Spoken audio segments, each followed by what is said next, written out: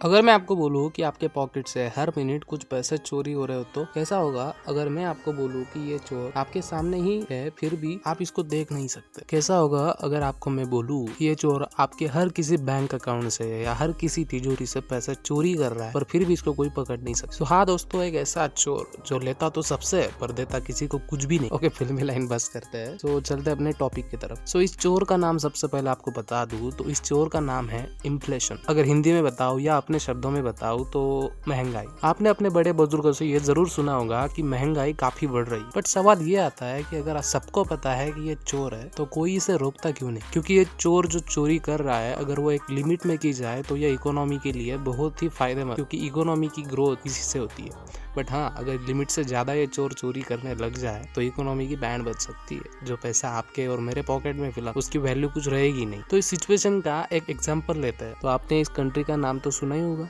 Venezuela. सो इस country में कुछ सालों पहले इन्फ्लेशन रेट हद से कई ज्यादा बढ़ गया। अब एग्जाम्पल के अंदर और एक एग्जाम्पल लेते हैं। आपने जेफ बीजोस या एलन मस्क इनका नाम तो सुना ही होगा, जो कि दुनिया के सबसे अमीर आदमी है। तो जेफ बीजोस जिनकी नेटवर्थ फिलहाल है 193 बिलियन, ये दुनिया के सबसे पैसे वाले आदमी है। तो आप समझ सकते हो कि ये कितना पैसा होगा। अब इसमें मजे की बात यह है, और मैंने जेफ भाई का नाम इसलिए लिया क्योंकि इस कंट्री में जो करेंसी है तो 1 ट्रिलियन की इनके पास करेंसी प्रिंट हो रही थी उस वक्त। तो आप समझ सकते हो कि ये कितना पैसा और कितना इन्फ्लेशन रेट स्पाइक हो गया था। और उसमें भी मजे की बात यह है कि $1 की जो कीमत, ये वेनेजुएला बोलीवर, उनकी करेंसी का नाम बोलीवर है, तो उनकी करेंसी में 235 बिलियन रुपीज है। So that's how the inflation works. So इसको कंट्रोल कौन करता है? सो मेनली इसको हर एक देश का एक सेंट्रल बैंक होता है, जैसे कि हमारे देश का है RBI, reserve bank of India. अब ये इसको कंट्रोल कैसे करते हैं? तो जैसे कि RBI आपको पता ही होगा, जो कि बैंक्स को लोन प्रोवाइड कराता है। सो ये क्या करता है कि मार्केट में जो भी लोन्स प्रोवाइड कर रहे हैं तो उसका इंटरेस्ट रेट कम या ज्यादा करके इन्फ्लेशन कंट्रोल करने की कोशिश करते हैं।